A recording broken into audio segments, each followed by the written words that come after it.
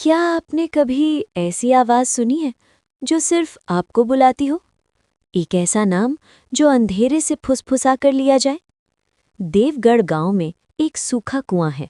कहते हैं वो सूखा जरूर है लेकिन खाली नहीं। 15 साल पहले एक लड़की उसी कुएं में कूद गई थी और उसके बाद हर वो इंसान जो उस कुएं के पास गया उसे किसी ने पुकारा, नाम लेकर। आज की कहानी है एक ऐसे मास्टर की जिसने उस आवाज को नजरअंदाज किया, लेकिन आवाज ने उसे नहीं छोड़ा। लाइट बंद कर दीजिए, हेडफोन लगा लीजिए और हिम्मत है तो कहानी पूरी सुनिए, क्योंकि शायद अगली आवाज आपका नाम ले। कहते हैं कुछ आवाजें कभी मरती नहीं, वो बस इंतजार करती हैं किसी के सुनने का। ये कहानी है देवगढ़ गांव की, जहां आज भी शाम ढलते ही लोग अपने दरवाजे बंद कर लेते हैं। राहुल शहर का एक नया स्कूल टीचर था। पहली बार देवगढ़ आया था। सरकारी क्वार्टर उसे गांव के किनारे मिला, बिल्कुल पुराने सूखे कुएं के पास। गांव वालों ने उसे समझाया था, मास्टर साहब, शाम के बाद उस कुएं के पास मत जाना। राहुल हंस पड़ा, अरे भाई, मैं भूत प्रेत में विश्वास नहीं करता। पहली रात करीब 11 बजे बाहर से छप छप छप पानी गिरने जैसी आवाज आई। राहुल चौंका। सूखा कुआं है, फिर पानी की आवाज कैसी? वो टॉर्च लेकर बाहर निकला। चारों तरफ सन्नाटा, ठंडी हवा, दूर कहीं कुत्ते के रोने की आवाज। कुएं के पास पहुंचते ही आवाज बंद हो गई। राहुल ने अंदर झांका। अंधेरा, बहुत गहरा अंधेरा। तभी अंदर से धीमी सी फुसफुसाहट, राहुल। उसका दिल धक से रह गया। कौन?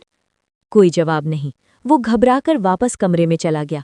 अगले दिन स्कूल में उसने ये बात चपरासी रामलाल को बताई। रामलाल का चेहरा सफ़ेद पड़ गया। मास्टर जी, 15 साल पहले उसी कुएं में एक लड़की ने छलांग लगा दी थी। क्यों? कहते हैं उसे हर रात कोई आवाज़ बुलाती थी। राहुल ने हंसकर बात टाल दी। लेकिन उसी रात फिर वही आवाज़, इस बार साफ, मुझे बाहर निकालो। राहुल के शरीर में सिहरन दौड़ गई। टॉर्च लेकर वो फिर कुएं के पास गया। इस बार उसने देखा, कुएं के अंदर नीचे हल्की सी सफ़ेद परछाई। उसने टॉर्च की रोशनी फोकस की। कुछ सेकंड के लिए उसे एक लड़की का चेहरा दिखा, भीगा हुआ, सफ़ेद, आंखें पूरी काली, और अचानक वो गायब। राहुल पीछे हट गया। तभी उसके मोबाइल पर कॉल आया, अनजान नंबर। उसने रिसीव किया। दूसरी तरफ से वही आवाज़, तुम मुझे देख सकते हो क्योंकि तुमने मेरी जगह ले ली है। Call cut. राहुल के पैरों तले जमीन खिसक गई। अगली सुबह गांव में खबर फैल गई। रात में किसी ने राहुल को कुएं के किनारे खड़े देखा था। लेकिन अजीब बात ये थी, वो अकेला नहीं था, उसके पास एक लड़की खड़ी थी। गांव वाले डर गए। सरपंच ने कहा, आज रात हम सब साथ चलेंगे। रात 12 बजे गांव वाले, सरपंच और राहुल कुएं के पास पहुंचे। अचानक ठंडी हवा तेज चलने लगी। पेड़ जोर जोर से हिलने लगे। कुएं के अंदर से आवाज आई, आज कोई जाएगा। अचानक राहुल जैसे किसी अदृश्य ताकत से खिंचने लगा। उसके पैर खुद ब खुद कुएं की तरफ बढ़ने लगे। रुको, मुझे कोई खींच रहा है। गांव वाले उसे पकड़ने की कोशिश करने लगे। तभी कुएं से सफ़ेद हाथ बाहर निकला, लंबा, पतला, भीगा हुआ। उसने राहुल की कलाई पकड़ ली। राहुल चीखा, ये कह रही है मैंने उसकी जगह ले ली है। सरपंच जोर से चिल्लाया, कुएं को बंद करो। गांव वालों ने पहले से लाए बड़े पत्थर कुएं में गिराने शुरू कर दिए। अंदर से भयानक चीख गूंजी। हवा अचानक रुक गई। सब शांत। अगली सुबह कुआं पूरी तरह मिट्टी और पत्थरों से भर दिया गया। राहुल बच गया।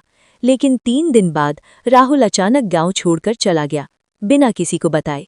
उसका कमरा खाली मिला, लेकिन दीवार पर उंगलियों से लिखा था, अब मैं अकेली नहीं हूं।